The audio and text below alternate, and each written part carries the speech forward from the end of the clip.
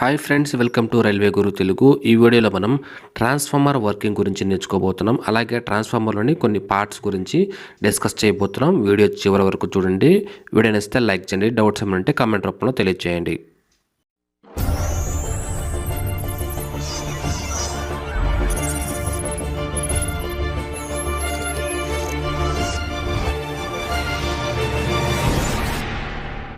మీరు ఈ video click చేశారు కాబట్టి మీరు ఖచ్చితంగా మీకు ఈ వీడియో అయితే చాలా బాగా ఉపయోగపడుతుంది. అలాగే దీనికి సంబంధించి ట్రాన్స్ఫార్మర్కి సంబంధించి ఒక షార్ట్ నోట్స్ అయితే నా దగ్గర ఉంది. అది మీకు చాలా బాగా ఉపయోగపడుతుంది. రివిజన్కి అయితే చాలా బాగా ఉపయోగపడుతుంది. నాకున్న నాలెడ్జ్ని, నా దగ్గర ఉన్న సోర్స్ని మీతో పంచుకుంటున్నాను. కాబట్టి ఈ వీడియో పూర్తిగా చూడండి. నెక్స్ట్ వీడియోలో ఆ యొక్క షార్ట్ నోట్స్ మీకు ఎక్స్ప్లెయిన్ చేసి దాన్ని మన టెలిగ్రామ్ ఛానల్లో అప్లోడ్ చేస్తాను. సో మీరేం చేయాలంటే వీడియో పూర్తిగా చూసి ఒక లైక్ అయితే చేయండి. దానివల్ల ఎక్కువ మంది చూస్తారు. అది నాకు మోటివేషన్గా ఉంటుంది. ఇక్కడ ట్రాన్స్ఫార్మర్ అనేది ఒక స్టాటిక్ డివైస్. ఇందులో ఎలాంటి రొటేటింగ్ పార్ట్స్ ఉండవు. అందువల్ల మనకి ఫ్రిక్షన్ లాసెస్ అనేవి జీరో. అలాగే transformer is used to change the voltage, current and impedance of electrical circuit అని చెప్పొచ్చు. ట్రాన్స్ఫార్మర్కి ఎప్పుడు కూడా మనం ఏసీ సప్లై మాత్రమే ఇస్తాము. డీసీ సప్లై అనేది ఇవ్వము. ఎందుకంటే ట్రాన్స్ఫార్మర్కి డీసీ సప్లై ఇవ్వటం వల్ల ఆల్టర్నేటింగ్ ఫ్లక్స్ అనేది మనకు ఉండదు. కాబట్టి దానిలో ఇండ్యూస్డ్ ఈఎంఎఫ్ అనేది జీరో ఉంటుంది. దానిలో డైరెక్ట్ కరెంట్ అనేది మనకి వైండింగ్ తీసుకుని అది టెంపరేచర్ అనేది పెరిగిపోతుంది. అలాగే కోర్ కూడా మనకి శాచురేట్ అయిపోతుంది. దీనివల్ల ట్రాన్స్ఫార్మర్ అనేది మనకి బర్న్ అవ్వడానికి ఛాన్సెస్ అయితే ఉంటాయి. అలాగే మనకి ట్రాన్స్ఫార్మర్ని మనం మ్యాగ్నెటికల్లీ కపుల్డ్ అండ్ ఎలక్ట్రికల్లీ ఐసోలేటెడ్ అని పిలుస్తాం. ఎందుకంటే మనకి మ్యాగ్నెటిక్ ఫీల్డ్ అనేది కపుల్ అయి ఉంటుంది ఎప్పుడు. అలాగే రెండు ప్రైమరీ అండ్ సెకండరీ రెండు కూడా మనకి ఎలాంటి ఎలక్ట్రికల్ కనెక్షన్స్ అయితే ఉండవు. ఇక్కడ ఎగ్జాంపుల్ని ఏ విధంగా అడుగుతారంటే ప్రైమరీకి సెకండరీకి మధ్యలో ఎంత రెసిస్టెన్స్ ఉంటుంది అని ఎగ్జాంపుల్ అడగవచ్చు. అప్పుడు ఏంటంటే మనకి ఈ రెండు ఐసోలేట్ అయి ఉన్నాయి కాబట్టి మనం ఇన్ఫైనైట్ అని చెప్పవచ్చు. అలాగే ప్రిన్సిపల్ అనే transformer works on the principle of mutual induction. అది ఆ ప్రాసెస్ ఏ విధంగా జరుగుతుంది అనేది ఒకసారి మనం చూద్దాము. ఇక్కడ చూస్తే కనుక ఏదైనా ఒక కండక్టర్లోనికి కరెంట్ అనేది పాస్ చేసినప్పుడు దాని చుట్టూ ఒక మ్యాగ్నెటిక్ ఫీల్డ్ అనేది క్రియేట్ అవుతుంది అకార్డింగ్ టు బయోట్-సవార్ట్స్ లా. అదే ఆ యొక్క కరెంట్ డైరెక్షన్ అనేది అప్వర్డ్ డైరెక్షన్లో ఉన్నప్పుడు యాంటీ క్లాక్ వైజ్లో మనకి మ్యాగ్నెటిక్ ఫీల్డ్ అనేది క్రియేట్ అవుతుంది. అలా కాకుండా కరెంట్ డైరెక్షన్ అనేది డౌన్వర్డ్ డైరెక్షన్లో మనం పంపినప్పుడు దానికి క్లాక్ వైజ్ డైరెక్షన్లో మనకి మ్యాగ్నెటిక్ ఫీల్డ్ అనేది క్రియేట్ అవుతుంది. అదే కండక్టర్ని మనం ఒక కాయిల్ లాగా క్రియేట్ చేసి దానిలో కనుక మన సప్లై పంపినప్పుడు దాని చుట్టూ కూడా మనకి మ్యాగ్నెటిక్ ఫీల్డ్ అనేది క్రియేట్ అవుతుంది. మనం ఇచ్చే సప్లై అనేది ఆల్టర్నేటింగ్ సప్లై కాబట్టి ఇందులో మ్యాగ్నెటిక్ ఫీల్డ్ కూడా మనకి ఆల్టర్నేటివ్గా డైరెక్షన్ అనేది మారుతూ ఉంటుంది. ఇది ఒక ఎలక్ట్రోమాగ్నెట్ లాగా బిహేవ్ చేస్తుంది. ఇందులో ప్రొడ్యూస్ అటువంటి magnetic field is equal to μ0 Ni. అలాగే మనకి దానివల్ల అందులో ఆ యొక్క మ్యాగ్నెటిక్ ఫీల్డ్లో మనకి కొంత ఏరియా తీసుకుని అందులో పాస్ అవుతున్న మ్యాగ్నెటిక్ ఫీల్డ్ లైన్స్ని మనం ఫ్లక్స్ అని చెప్తాం. ఆ ఫ్లక్స్ అనేది ఆల్టర్నేటింగ్ ఫ్లక్స్. ఎందుకంటే మనం తీసుకున్న సప్లై అనేది కూడా ఆల్టర్నేటింగ్ సప్లై కాబట్టి మనకి ప్రొడ్యూస్ అయినటువంటి ఫ్లక్స్ కూడా మనకి ఆల్టర్నేటింగ్ ఫ్లక్స్ అవుతుంది. According to Faraday's law, a change in magnetic field creates an electric field which induce EMF. ఆ విధంగా ఏర్పడినటువంటి ఇండ్యూస్డ్ ఈఎంఎఫ్నే మనం సెల్ఫ్ ఇండ్యూస్డ్ ఈఎంఎఫ్ చెప్తాము.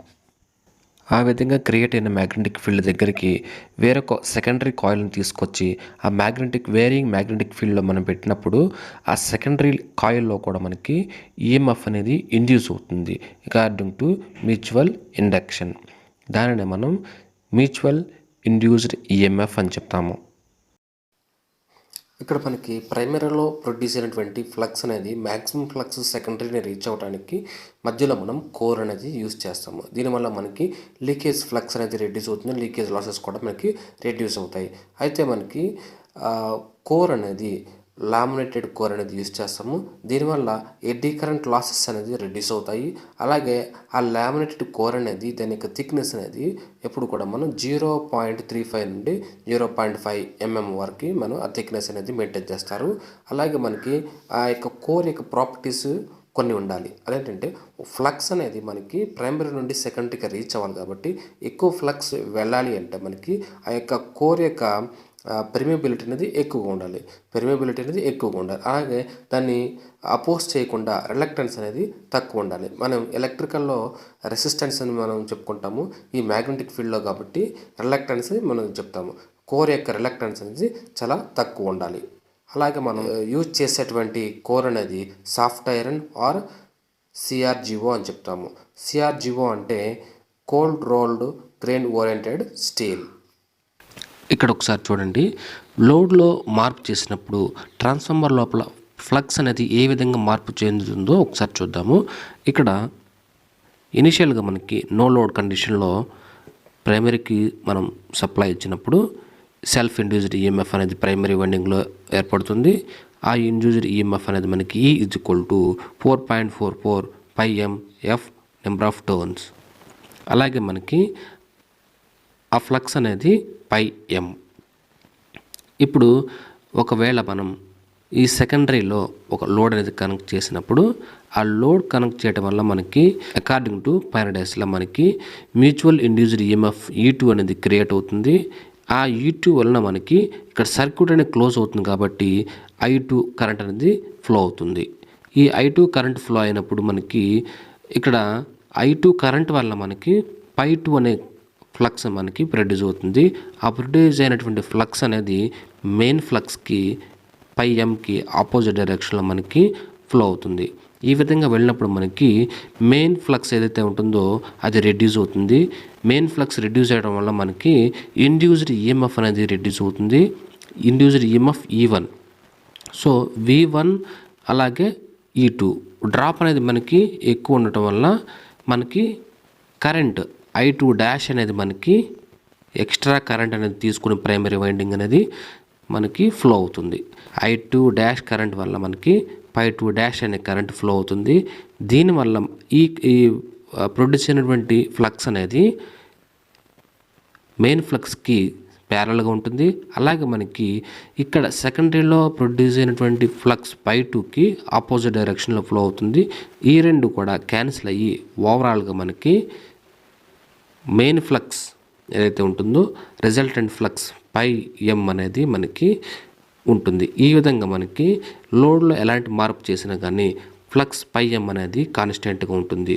ఫ్లక్స్ πm అనేది కాన్స్టెంట్గా ఉండటం వల్ల మనకి ఈఎంఎఫ్ పార్ట్ అనేది మనకి కాన్స్టెంట్గా ఉంటుంది. ఇక్కడ చూస్తే ఈఎంఎఫ్ ఈక్వేషన్లో E1 నెంబర్ ఆఫ్ టర్న్స్ అనేది డిఫరెంట్గా ఉన్నాయి. కానీ రిమైనింగ్ మనకి 4.44 πm ఫ్రీక్వెన్సీ కూడా మనకి కాన్స్టెంట్గా తీసుకుంటాం కాబట్టి ఈ వాల్యూ అంతా కూడా మనకి కాన్స్టెంట్గా ఉంటుంది. ఈ విధంగా మనకి ఈఎంఎఫ్ పర్ టర్న్ అనేది మనకి కాన్స్టెంట్. ప్రైమరీ కానీ సెకండరీ కానీ రెండింటిలో కూడా మనకి ఈఎంఎఫ్ పర్ టర్న్ అనేది రెండు కూడా సేమ్ ఉంటుంది. ఇక్కడ చూసారు కదా, రెండింటికి సేమ్ ఉంటుంది. అలాగే ఈ ఫ్లక్స్ అనేది మనకి కోర్లో పాస్ అవుతుంది కదా, ఈ పాస్ అయ్యేటువంటి ఫ్లక్స్ అనేది కొంత ఫోర్స్ అనేది కావాలి మనకి. అదే ఆ ఫోర్స్ ఏంటంటే మనకి మ్యాగ్నెటోమోటివ్ ఫోర్స్ MMF = మనకి N1I1. ఇది ఈ ఫ్లక్స్ అనేది కంటిన్యూస్గా ఈ విధంగా సర్క్యులేట్ అయ్యేలాగా ట్రాన్స్ఫార్మర్ లోపల చేస్తుంది. ఇక్కడ చూడండి ఫ్రెండ్స్, ట్రాన్స్ఫార్మర్ యొక్క పార్ట్స్ గురించి మనం తెలుసుకోబోతున్నాం. థియరిటికల్ బిట్స్ ఎక్కువగా మనకి ఇక్కడ నుంచే ఇవ్వడానికి ఛాన్సెస్ అయితే ఉంటాయి కాబట్టి చాలా జాగ్రత్తగా వినండి. ఇక్కడ టోటల్ మన పార్ట్లు చూస్తే కనుక winding, core, primary winding, secondary winding, అలాగే మనకి bushing, explosion vent, conservatory tank, breather, radiators, tank, oil, Buchholz relay, ఈ విధంగా మనకి ట్రాన్స్ఫార్మర్ పార్ట్స్ అయితే ఉన్నాయి. అందులో ఒక్కొక్కటిగా మనం తెలుసుకుందాము. ముందుగా మనం వైండింగ్ గురించి కనుక మాట్లాడుకుంటే మనకి ప్రైమరీ వైండింగ్ ఉంది, సెకండరీ వైండింగ్ అయితే ఉంటుంది. హై వోల్టేజ్, లో వోల్టేజ్. ఇక్కడ హై వోల్టేజ్కి మనం నెంబర్ ఆఫ్ టర్న్స్ అనేవి ఎక్కువగా యూస్ చేస్తాము. సో మనకి థిన్ వైర్ అనేది యూస్ చేయాలి. అలాగే లో వైండింగ్ నెంబర్ ఆఫ్ టర్న్స్ అనేవి చాలా తక్కువగా ఉంటాయి, థిక్ వైర్ అనేది యూస్ చేస్తారు. ఎగ్జామ్లో గుర్తుపెట్టుకోండి, నెంబర్ ఆఫ్ టర్న్స్ ఎక్కువగా ఉంటే thin wire, number of turns తక్కువగా ఉంటే థిక్ వైర్. గుర్తుపెట్టుకోండి, ఎగ్జామ్లో నెంబర్ ఆఫ్ టైమ్స్ ఈ బిట్ అయితే అడిగారు. ఆ తర్వాత వచ్చేసి ఈ వైండింగ్ పైన మనకి హీట్ అనేది ఎక్కువగా దేనివల్ల ప్రొడ్యూస్ అవుతుందని చెప్పేసి ఎగ్జామ్లో అడిగారు. ఆ బిట్ వచ్చేసి మనకి ఆప్షన్లు మనకి వైండింగ్, కోర్, ట్యాంక్, ఈ ఆయిల్ ఈ విధంగా అయితే మనకి ఇవ్వడం జరుగుతుంది. చాలామంది ఆయిల్ అని పెట్టడానికి ఛాన్సెస్ ఉంటాయి, లేదు అంటే కోర్ అని పెడతారు. కానీ మనకి మెయిన్ హీట్ ఎక్కువగా ప్రొడ్యూస్ చేసేది ఎవరు అంటే వైండింగ్ నుండి మనకి హీట్ ప్రొడక్షన్ అనేది ఎక్కువగా ఉంటుంది. నెక్స్ట్ వచ్చేసి మనకి కోర్ గురించి ఆల్రెడీ మనం డిస్కస్ చేసుకున్నాం. ఇక్కడ కోర్లో మనకి ప్రాపర్టీస్ ఏమి ఉండాలి, లో రిలక్టెన్స్ ఉండాలి, పర్మిబిలిటీ హై ఉండాలి. మనం కోర్కి లామినేట్ చేస్తాము, దాని యొక్క థిక్నెస్ అనేది 0.35 నుండి 0.5 mm అయితే ఉండాలని చెప్పాము. ఎడ్డీ కరెంట్ లాసెస్ని రిడ్యూస్ చేయడానికి మనం కోర్ని లామినేట్ అయితే చేస్తాము. నెంబర్ ఆఫ్ టైమ్స్ ఎగ్జామ్లో అడిగిన బిట్. అలాగే మనకి కోర్లో మనకి లింబ్స్, యోక్ అనేవి ఉంటాయి. హారిజంటల్గా ఉండే వాటిని యోక్ అంటాము, వెర్టికల్గా ఉండే వాటిని మనం లింబ్స్ అని అంటాము. అలాగే మనకి మెటీరియల్ గురించి మాట్లాడుకుంటే సాఫ్ట్ ఐరన్ లేదంటే CRGO, cold rolled grain oriented steel అనేది మనం యూస్ చేస్తాము. నెక్స్ట్ వచ్చేసి బుషింగ్. ఈ బుషింగ్ అంటే ఏంటంటే ఇది ఒక ఇన్సులేటర్ అనమాట.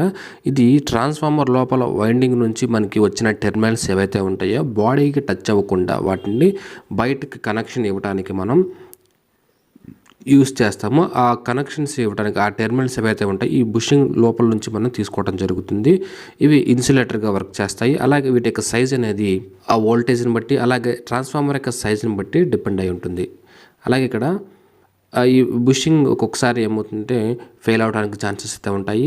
దానికి గల కారణాలు పార్షియల్ డిశ్చార్జ్ కావచ్చు, తర్వాత ట్రాన్స్ఫార్మర్ వైబ్రేషన్ వల్ల కానీ, డైఎలక్ట్రిక్ స్ట్రెంత్ కోల్పోవడం వల్ల కానీ, లాసెస్ వల్ల కానీ మనకి ఈ బుషింగ్ అనేది క్రాక్ అవ్వడానికి ఛాన్స్ అయితే ఉంటుంది. ఇక్కడ చూడండి ఫ్రెండ్స్, ట్రాన్స్ఫార్మర్ ఆయిల్ థియరిటికల్గా బిట్స్ రావడానికి ఛాన్స్ అయితే ఉంటుంది. చాలా జాగ్రత్తగా వినండి. ట్రాన్స్ఫార్మర్ ఆయిల్ ఫంక్షన్ ఏంటి? ఇన్సులేషన్ లాగా పనిచేస్తుంది, అలాగే మనకి కూలింగ్, రెండు రకాలుగా దీని యొక్క ఫంక్షన్ అయితే ఉంటుంది. అలాగే మనకి ఈ ట్రాన్స్ఫార్మర్ ఆయిల్ అనేది మినరల్ ఆయిల్ లేదంటే సింథటిక్ ఆయిల్ అనేది యూస్ చేస్తారు. దాని యొక్క డైఎలక్ట్రిక్ స్ట్రెంత్ అనేది మనకి 33 kV/mm. ఆ తర్వాత దీని యొక్క కలర్ అనేది మనకి పేల్ ఎల్లో ఉంటే కనుక గుడ్ క్వాలిటీ అని చెప్పేసి చెప్పవచ్చు. అలాగే మనకి ప్రాపర్టీస్ వచ్చేసి లో డెన్సిటీ, లో విస్కాసిటీ, వాలటైలిటీ. ఆ తర్వాత వచ్చేసి high thermal conductivity, high specific heat capacity. అలాగే మనకి ఆర్క్ క్వించింగ్ ప్రాపర్టీ అంటే మనకి ఇంటర్నల్గా ఏదైనా ఒక స్పార్క్ లాంటిది వచ్చినప్పుడు దాన్ని స్ప్రెడ్ అవ్వకుండా ఆయిల్ అనేది దాన్ని అక్కడికక్కడే ఆపేలాగా చేయటం మనం ఆర్క్ క్వించింగ్ ప్రాపర్టీ అని చెప్పేసి అంటాము. ఆ తర్వాత వచ్చేసి మనకి మెయిన్ ఇంపార్టెంట్, ఎప్పుడైతే మనం ఇక్కడ ఆయిల్ యూస్ చేస్తున్నామో దానికి హై ఫ్లాష్ పాయింట్, లో పవర్ పాయింట్ అని చెప్పేసి రెండు ఉంటాయి. ఇవి ఏంటంటే ఇవి వచ్చేసి మనకి ఏ ఆయిల్ అయినా సరే ఫ్లాష్ పాయింట్, పవర్ పాయింట్ అని చెప్పేసి అంటారు. ఇక్కడ ఫ్లాష్ పాయింట్ అంటే it is the minimum temperature at which transformer oil begins to convert into gases. Transformer oil అనేది గ్యాసెస్ స్టేట్లోకి మనకి మారుతుందన్నమాట. దాన్నే ఫ్లాష్ పాయింట్ అంటాము. అది మనకి టెంపరేచర్ వచ్చేసి 140 degrees సెంటిగ్రేడ్. ఈ విధంగా మనకు కొన్ని క్లాసిఫికేషన్స్ అయితే ఉన్నాయి, అవి ఒకసారి మీరు చూడండి. అలాగే లో పవర్ పాయింట్ అంటే పవర్ పాయింట్ అనేది మనకి మీనింగ్ ఏంటంటే it is the minimum temperature at which transformer oil freeze. Transformer oil అనేది మనకి ఫ్రీజ్ అవ్వటాన్ని మనం పవర్ పాయింట్ అంటాము. మనకి ఫ్రీజ్ అవ్వాల్సిన అవసరం లేదు. మనకి ఎప్పుడైతే టెంపరేచర్ అట్మాస్ఫియరిక్ కండిషన్స్ని బట్టి టెంపరేచర్ అనేది తగ్గుతుంది కదా, అలా ఆ విధంగా తగ్గుతూ -30 degrees, -40 degrees ఆ విధంగా మనకి వెళ్తున్నప్పుడు ట్రాన్స్ఫార్మర్ ఆయిల్ అనేది ఫ్రీజ్ అవుతుంది. ఆ టెంపరేచర్ దగ్గర మనకి ఫ్రీజ్ అవుతుంది. సో ఆ అది వచ్చేసి మనకి లో పవర్ పాయింట్ అని చెప్పేసి అంటాము. కన్జర్వేటరీ ట్యాంక్ ఇవన్నీ కూడా మీరు థియరిటికల్గా మనం చెప్పుకుంటున్నాం. ఇక్కడ ప్రతిదీ కూడా మనకు బిట్స్ రావడానికి ఛాన్సెస్ అయితే ఉంటాయి. చాలా జాగ్రత్తగా వినండి. ఈ ట్యాంక్ ఎప్పుడు కూడా మనకి 50% ఫిల్ చేసి ఉంచుతారు. ఓన్లీ 50% మాత్రం మనకి ఫిల్ అయి ఉంటుంది. రిమైనింగ్ పార్ట్ అంతా కూడా ఎంటీ స్పేస్తో ఉంటుంది. ఈ 50% ఆయిల్ ఎప్పుడైతే మనకి లోడ్ పెరగటం వల్ల కానీ లేదంటే అట్మాస్ఫియరిక్ కండిషన్స్ వల్ల కానీ ఇంటర్నల్గా టెంపరేచర్ అనేది ఎక్స్పాండ్ అయినప్పుడు ఇక్కడ ఎంటీ స్పేస్ ఏదైతే ఉంటుందో ఆ స్పేస్ అనేది మనకి ఈ ఆయిల్ అనేది ఎక్స్పాండ్ అయ్యి ఈ విధంగా ఇంతవరకు అయితే ఫిల్ అవుతుంది. ఈ విధంగా అలా కాకుండా మనకి టెంపరేచర్ తగ్గినప్పుడు మనకి లేదంటే ఆయిల్ లెవెల్ తగ్గినప్పుడు ఇందులో ఉన్న ట్యాంక్లో ఉన్నటువంటి ఆయిల్ ఏదైతే ఉంటుందో ఎక్స్ట్రా ఆయిల్ అనేది సర్క్యులేట్ అవుతుంది, ట్రాన్స్ఫార్మర్ లోపలికి తీసుకుంటుంది. ఈ విధంగా మనకి టెంపరేచర్ బేస్ చేసుకుని ఆయిల్ అనేది ఎక్స్పాండ్ కాంట్రాక్షన్ జరగటం వల్ల మనకి ఇక్కడ లెవెల్ అనేది మనకు తెలుస్తుంది. ఒకవేళ మనకి ట్రాన్స్ఫార్మర్ ఆయిల్ అనేది తక్కువగా ఉన్నప్పుడు టెంపరేచర్ అనేది మనకి పెరిగిపోతుంది. దానివల్ల మళ్ళీ ఫిల్ చేయాల్సిన అవసరం అయితే ఉంటుంది. దాన్ని బట్టి మనకి మాన్యువల్ ఆయిల్ గేజ్ అని చెప్పేసి మనకి ఇక్కడ ఉంది కదా, ఈ గేజ్ అనేది మనకి చూసినప్పుడు మనకి ట్రాన్స్ఫార్మర్ లోపల ఎంత ఆయిల్ ఉంది అని చెప్పేసి మనకు తెలుస్తుంది. అలాగే మనకి ఇక్కడ ఎప్పుడైతే ట్రాన్స్ఫార్మర్ లోపల ఇంటర్నల్గా గ్యాసెస్ ఫామ్ అయినప్పుడు టెంపరేచర్ పెరగడం వల్ల కానీ ఎక్స్పాండ్ అవ్వడం వల్ల కానీ ఇంటర్నల్గా కెమికల్ రియాక్షన్ వల్ల కానీ మనకి గ్యాసెస్ ఏర్పడినప్పుడు ఈ పైపు నుంచి మనకి ఈ బ్రేదర్ ద్వారా బయటికి రావడం జరుగుతుంది. అదేవిధంగా ఎప్పుడైతే మనకి ఆ గ్యాసెస్ ఇంటర్నల్గా ఆయిల్ అనేది మనకి కంప్రెస్ అయినప్పుడు ఈ విధంగా లోపలికి పోయినప్పుడు ఈ అవుట్ సైడ్ నుంచి మనకి ఎయిర్ అనేది ఈ కన్జర్వేటర్ ట్యాంక్ లోపలికి ట్రాన్స్ఫార్మర్ లోపలికి తీసుకుంటుంది.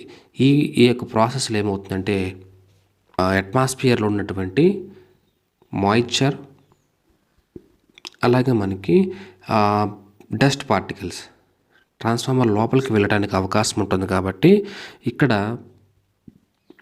చూడండి, ఇక్కడ సిలికా జెల్ అనేది మనం యూజ్ చేస్తాము. ఆ సిలికా జెల్ అనేది మనకి ఎయిర్లో ఉన్నటువంటి మాయిశ్చర్ని తీసుకుని రిమైనింగ్ ఎయిర్ ఫ్రెష్ ఎయిర్ ఏదైతే ఉంటుందో దాన్ని ట్రాన్స్ఫార్మర్ లోపలికి మనకి పంపిస్తుంది. అలాగే ఈ కింద ఏదైతే ఉంటుందో ఇక్కడ ఒక ఆయిల్ అనేది యూజ్ చేస్తారు. ఆయిల్ అనేది ఏం చేస్తుందంటే ట్రాన్స్ఫార్మర్ ఈ లోపలికి వెళ్ళే ఎయిర్ అనేది డస్ట్ పార్టికల్స్ ఏవైతే ఉంటాయో ఆ డస్ట్ పార్టికల్స్ని ఈ ఆయిల్ అనేది క్లీన్ చేస్తుంది. ఆ తర్వాత ఇక్కడ మాయిశ్చర్ని తీసేసి ఆ తర్వాత ట్రాన్స్ఫార్మర్ లోపలికి వెళ్ళేలాగా చేస్తుంది.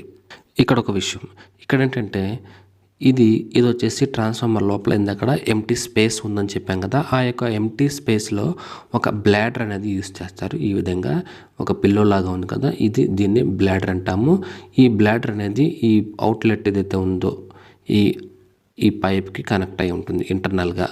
ఇది మామూలుగా చిన్న ట్రాన్స్ఫార్మర్లు అయితే కనుక మనకి ఆయిల్ పొల్యూట్ అయిన వాటిని క్లీన్ చేయడానికి ఈజీగానే ఉంటుంది. కానీ పవర్ ట్రాన్స్ఫార్మర్స్ ఉంటాయి కదా, పెద్ద పెద్ద ట్రాన్స్ఫార్మర్లు, ప్యారల్ ఆపరేషన్ జరిగే ట్రాన్స్ఫార్మర్లు, మనకి ఆయిల్ ఫ్రీక్వెంట్గా ప్రాబ్లం వస్తున్నప్పుడు వాటిని మార్చాలంటే చాలా కష్టమవుతుంది. అందుకని చెప్పేసి మనకి అవుట్ సైడ్ నుంచి వచ్చేటువంటి ఎయిర్ ఏదైతే ఉంటుందో డైరెక్ట్గా కాంటాక్ట్ అవ్వకుండా ఇంటర్నల్గా ఆయిల్కి ఇక్కడ మనకి ఎయిర్ బ్లాడర్ అంటాం కదా, ఈ యొక్క బ్లాడర్కి లోపలికి వెళ్ళేలాగా సెటప్ చేస్తారు. ఈ యొక్క అవుట్లెట్ ఏదైతే ఉందో దీని యొక్క బ్రీదర్ యొక్క అవుట్లెట్ అనేది డైరెక్ట్గా ఈ యొక్క బ్రీదర్ ఈ ట్యాంక్ లోపల ఉన్నటువంటి బ్లాడర్ అనేది కనెక్ట్ అయ్యే విధంగా మనకి ఇస్తారు. అప్పుడేమవుతుంది, ఈ బ్లాడర్ అనేది మనకి ఎక్స్పాండ్ అవుతుంది. ఆయిల్కి ఎయిర్కి మధ్యలో మనకి ఈ బ్లాడర్ అనేది పనిచేస్తూ అసలు ఆయిల్కి టచ్ అవ్వకుండా ఎయిర్ అనేది మనకి పొల్యూట్ అవ్వకుండా చేసేలాగా చేస్తుంది. బ్లాడర్ అనేది యూస్ చేస్తారు ఈ విధంగా. అలాగే ఒక్కొక్కసారి ఎగ్జామ్లో ఏ విధంగా అడుగుతారంటే ఈ బ్రీదర్ ఉంది కదా, ఈ బ్రీదర్ అనేది కనెక్షన్ ఎక్కడ ఇస్తారు అని చెప్పేసి ఎగ్జామ్లో అడగడానికి ఛాన్సెస్ అయితే ఉంటాయి. అది మనకి కన్జర్వేటర్ ట్యాంక్ ఏదైతే ఉందో దాని యొక్క టాప్ పొజిషన్ నుండి మనకి బ్రెదర్ అనేది కనెక్షన్ అది ఇస్తారు. ఎగ్జామ్లో ఈ విధంగా అడగడానికి ఛాన్స్ అయితే ఉంటుంది. ఇక్కడ చూడండి ఫ్రెండ్స్, ఇక్కడ వచ్చేసి మనకి బ్రెదర్ గురించి మనం ఆల్రెడీ మాట్లాడుకున్నాం కదా. ఈ బ్రెదర్ అనేది ఈ విధంగా ప్రాక్టికల్గా అయితే ఈ విధంగా ఉంటుంది. దీని లోపల మీరు చూసారు కదా, సిలికా జెల్ అనేది యూస్ చేస్తారు. ఎగ్జామ్లో మిమ్మల్ని దానిలో యూస్ చేసే జెల్ ఏంటి అనేది అడుగుతారు. సిలికా జెల్ అనేది యూస్ చేస్తారు. ఆ తర్వాత వచ్చేసి స్టార్టింగ్లో మనకి కొత్తగా ఉన్నప్పుడు ఇది బ్లూ కలర్లో అయితే ఉంటుంది. ఆ తర్వాత మనకి మాయిశ్చర్ కంటెంట్ అనేది పెరిగే కొద్దీ వైలెట్ కలర్లోకి, ఆ తర్వాత పింక్ కలర్లోకి మారే అవకాశం అయితే ఉంటుంది. బ్లూ కలర్లో ఉంటుంది. తర్వాత మనకి వెట్గా ఉన్నప్పుడు పింక్ కలర్లోకి అయితే మారుతుంది. ఎగ్జామ్లో అడగడానికి ఛాన్స్ అయితే ఉంటుంది, గుర్తుపెట్టుకోండి. నెక్స్ట్ చూడండి ఫ్రెండ్స్, ఇక్కడ వచ్చేసి ఎక్స్ప్లోజన్ వెంట్ అని చెప్పేసి ఇక్కడ ఇవ్వటం జరిగింది. ఇది చాలా చాలా ఇంపార్టెంట్. దాని యొక్క ఇంపార్టెన్స్ ఒకసారి చూద్దాము. ఎప్పుడైతే మనం ఇది కన్జర్వేటరీ ట్యాంక్ అని చెప్పేసి అనుకున్నాం కదా, కన్జర్వేటరీ ట్యాంక్ ఏదైతే ఉందో ఈ ట్యాంక్ మనకి ఎప్పుడైతే ఆయిల్ లెవెల్ పెరిగినప్పుడు ఈ ఎంటీ స్పేస్లో మనకి ఫిల్ అవుతుంది. ఒకవేళ ఇది కూడా ఫిల్ అయిన తర్వాత మనకి ఇంకా ఇంక్రీజ్ అవుతున్నప్పుడు మనకి వేరే మార్గం ఏది లేకపోతే కనుక ట్రాన్స్ఫార్మర్ అనేది బ్లాస్ట్ అవడానికి ఛాన్స్ అయితే ఉంటుంది. కాబట్టి ఈ ట్యాంక్ కూడా ఫిల్ అయిన తర్వాత మనకి ఎక్స్ట్రా ఆయిల్ అనేది బయటికి పంపేలాగా మనకి ఎక్స్ప్లోజన్ వెంట్ అని చెప్పేసి ఇవ్వటం జరుగుతుంది. అర్థమైంది కదా. ఎప్పుడైతే టెంపరేచర్ మనకి ఇంటర్నల్ ఫాల్ట్ వల్ల కానీ ఏదైనా ఒక కండిషన్ ఏర్పడినప్పుడు ఆ ఎక్స్ట్రా ఆయిల్ అనేది బయటికి వెళ్ళటానికి వీలుగా మనకి ఎక్స్ప్లోజన్ వెంట్ అనేది ప్రొవైడ్ చేయడం జరిగింది. ఇది ఒక సేఫ్టీ కింద మనకి ఉపయోగపడుతుంది. నెక్స్ట్ వచ్చేసి ఈ బుకల్జీ రిలే. ఇక్కడ బిట్ ఏ విధంగా అడుగుతారు అంటే, ఇక్కడ చూడండి, మెయిన్ ట్యాంక్ ఏదైతే ఉందో మెయిన్ ట్యాంక్ అలాగే కన్జర్వేటర్ ట్యాంక్ ఈ మధ్యలో మనకి ఈ బుకల్జీ రిలే అనేది ప్రొవైడ్ చేస్తారు. దీని యొక్క ఫంక్షన్ ఏంటి అంటే మనకి అలారం ఇండికేషన్. ఇక్కడ చూడండి, అలారం ఇండికేషన్ ఇస్తుంది. సెకండ్ వచ్చేసి మనకి సర్క్యూట్ ట్రిప్ అయ్యేలాగా చేస్తుంది. రెండు ఫంక్షన్లు ఏంటంటే అలారం ఇండికేషన్ అలాగే సర్క్యూట్ ట్రిప్ అయ్యేలాగా చేస్తుంది. మెయిన్ సప్లై ఏవైతే ఉంటుందో వాటిని ట్రిప్ అయ్యేలాగా చేస్తుంది. ఇక్కడ మనకి ఇంటర్నల్గా షార్ట్ సర్క్యూట్ అవ్వచ్చు, లేదంటే ఇన్సులేషన్ ఫెయిల్ అవ్వచ్చు, లేదంటే ఇంటర్నల్గా ఏదైనా ప్రాబ్లం వచ్చినప్పుడు మనకి ఫస్ట్ అలారం ఇండికేషన్ ఇస్తుంది, ఆ తర్వాత మనకి ట్రిప్ అయ్యేలాగా చేస్తుంది. ఇక్కడ చూడండి, ఒక సర్టెన్ యాంగిల్లో మనకి వీటిని ప్రొవైడ్ చేయడం జరిగింది. చూసారు కదా, ఎగ్జామ్లో మనకి అడిగే అవకాశం అయితే ఉంటుంది. ఈ విధంగా మనకి సపరేట్గా మనకి ఇవ్వటం జరిగింది. అలాగే ఈ వీటి లోపల చూడండి, ఇక్కడ మెర్క్యూరీ స్విచ్ అని చెప్పేసి ఇవ్వడం జరిగింది. గుర్తుపెట్టుకోండి, మెర్క్యూరీ స్విచ్. ఇది చూడండి, మెర్క్యూరీ స్విచ్. వీటిని జాగ్రత్తగా గుర్తుపెట్టుకోండి. మెయిన్ ఫంక్షన్ వచ్చేసి అది. అలాగే మనకి ఈ బుకల్జీ రిలే అనేది ఇక్కడ చూడండి, బుకల్జీ రిలే అనేది గ్యాస్ ఆపరేటెడ్.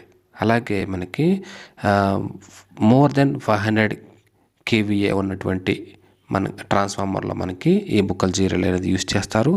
అలాగే మనకి ఓన్లీ ఆయిల్ ఫిల్డ్ ట్రాన్స్ఫార్మర్స్ ఏవైతే ఉంటాయో వాటిలో మాత్రమే మనకి ఈ బుకల్జీ రిలే అనేది యూస్ చేస్తారు. Gas operated only oil filled ట్రాన్స్ఫార్మర్లో వీటిని యూస్ చేస్తారు. అర్థమైంది కదా. నెక్స్ట్ వచ్చేసి రేడియేటర్ ట్యూబ్స్.